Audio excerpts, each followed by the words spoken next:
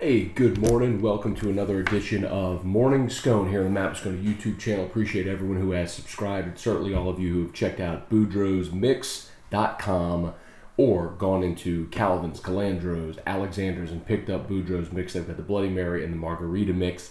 They're a local company, and I'm super excited to be telling you about them. So, if your store that you shop at does not carry Boudreaux's, please demand that they do. In the meantime, follow Boudreaux's on all of their social media, Facebook, Instagram, and Twitter, and give it a try at around the pool or you're brunching this weekend.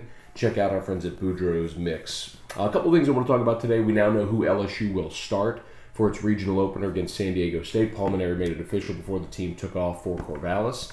And we also know when the LSU-Alabama game is going to be played, most likely.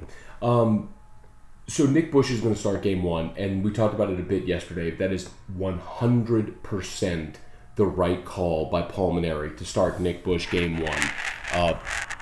Mainieri announced, Hilliard had some shoulder soreness. They're trying to he's questionable for the regional officially. Hilliard told media yesterday that he's good to go, but Paul Mainieri said we'll wait and see. Look, I mean, he's a smaller guy who's thrown 72 innings on the year. That's more innings than he's thrown in his whole life. So, and when you start talking about a shoulder, that is obviously going to give any coach pause. Elbow's concerning, but they have Tommy John to fix an elbow. There really isn't, they haven't quite figured out that shoulder thing yet. So if a pitcher comes up saying he's got a sore shoulder, you have just a huge abundance of caution there. So Paul Mainieri, Alan Dunn absolutely are doing the right thing there by holding off Mikhail Hilliard. So the answer or the option then is Zach Hess or Nick Bush. And I mentioned on Twitter yesterday, and there was some feedback too. We talked about it on the show yesterday on AFR. But I'd mentioned, look, you're not winning the marble game, which the marble game, if for those that don't know, is the winner's bracket game in the regional. So when the two winners play, the two losers play. The winner, they call it the marble game, it's kind of for all the marbles. If the winner of the marble game is in the driver's seat, because the loser of that game and the winner of the loser's bracket game have to play an elimination game, and whoever wins that now has to come back and beat you twice. So essentially, the winner of the winner's bracket game, or the loser of the winner's bracket game has to come back and play 3 games in 2 days, and 2 of them against you.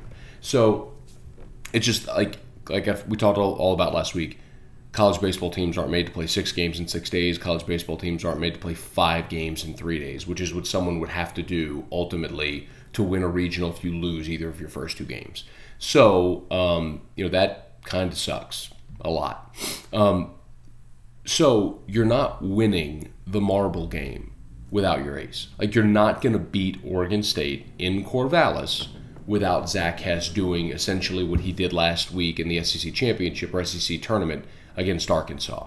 If Zach Hess doesn't go out against Oregon State, who's going to throw Luke Heimlich, who is a boss, who's got 130 strikeouts and 18 walks and 20 walks, something like that, over the course of 104 innings. He's got a 2 ERA. He's phenomenal. But for his off the field issues that we talked about on yesterday's show, he'd be a no doubt surefire top half of round 1 draft pick in this month's draft. So you're not winning that game without Zach Hess, bottom line. So you need Zach Hess to be great. And the counter argument is, you can't get to the marble game if you don't win game 1, so you need to throw your pitcher. Now, in a 1 versus 4 matchup, if LSU's hosting a regional and they got Texas Southern coming in, which they have in the past, okay, well, you're going to pitch backwards a little bit. You're not going to throw your ace in that game because you're not going to use that bullet. So it makes perfect sense. But you're not winning the regional without winning the marble game. And LSU's not going up to Corvallis to win game 1. They're not going up to Corvallis just to get to that next winner's bracket game. They're going up there to win a regional. So Paul Mainieri and Alan Dunn have to do what they feel is best for them to win the regional. And I know Paul Mainieri said yesterday that it's all about getting Zach Hess's full rest because he was overworked in Hoover, which he was. I mean, 3 outings in 10 days is a ton. So, yeah, I get getting him rest, but You can also look at Paul Mainieri's history. The last time they went on the road in a regional in 2010 in LA against the UCLA regional, they held back Renato for the second game, which is, and well, they lost the first game, so they needed him for the elimination game. But the bottom line is you're not like you have to take that risk. It's the unfortunate part of having to go travel for a regional. That's why you take care of your business in the regular season, so you don't put yourself in this situation. But it's where LSU is, and Paul Mainieri and Alan Dunn are absolutely doing the right thing.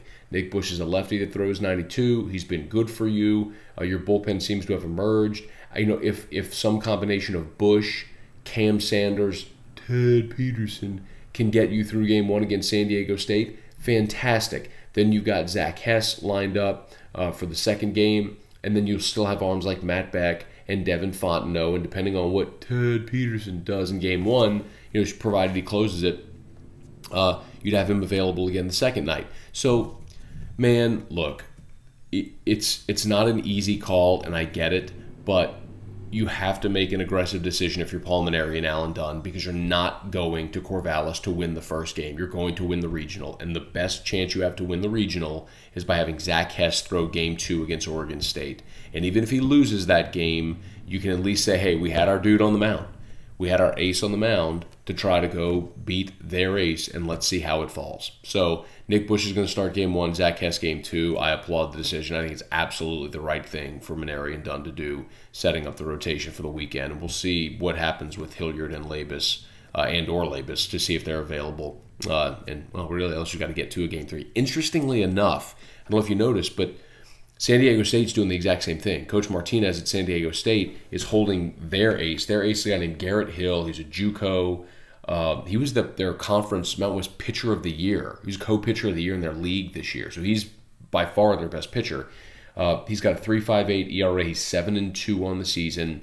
Just 70 strikeouts and 75 innings pitched and 25 walks. So he's not a big strikeout guy, but he's just been effective. So they don't have a big hammer, but that's their ace, and they're holding him as well. They're not throwing him against LSU. They realize, hey, look, they're throwing a guy named George, or excuse me, it's Jorge. It's Jorge Fernandez, and he's not impressive. I mean, he's a lot like Nick Bush in this regard.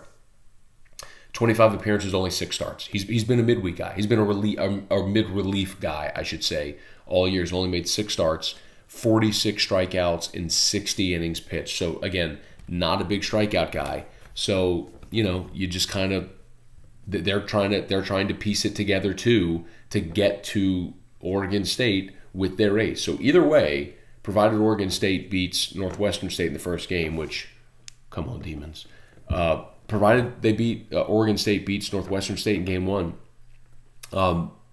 Oregon State's going to face an ace, either LSU's ace or San Diego State's ace in the second game.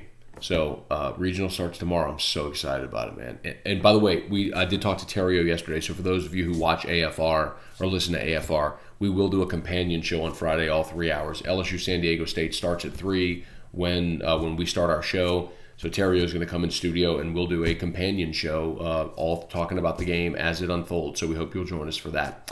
One other quick note, yesterday at the SEC Spring Meetings, it was announced that the CBS has picked up LSU-Auburn for 2:30. So week 3, LSU will be in Auburn. LSU-Auburn will be a day game at Auburn on CBS. The rest of the SEC schedule that day stinks.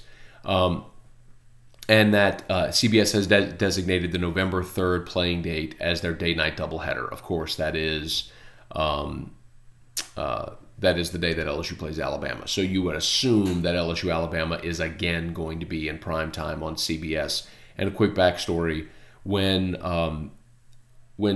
Joe Oliva lost sort of the argument to do away with cross-divisional opponents, he lobbied Mike Slive and said, okay, well, if Bama and Tennessee and Auburn and Georgia get their tradition, our tradition is night games, and we want to play home night games. And so the league and the TV partners have acquiesced, and they've actually done a really good job of getting LSU mostly night games. The one caveat is that CBS has said they want a game, at least one game in Tiger Stadium every year. Now, typically that's going to be the 2:30 window, unless if it's years when LSU and Alabama are in Baton Rouge, then that can be the night game. So LSU should play all night games this year.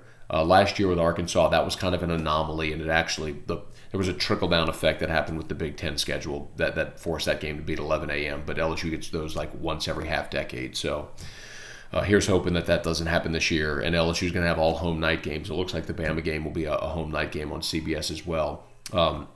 The other SEC game that day that's of consequence, I believe, is Texas A&M and Auburn, I believe, is the other game that day. So I guess theoretically that game could be the night game if both of those teams are really, really good, and LSU-Bama could be 2:30.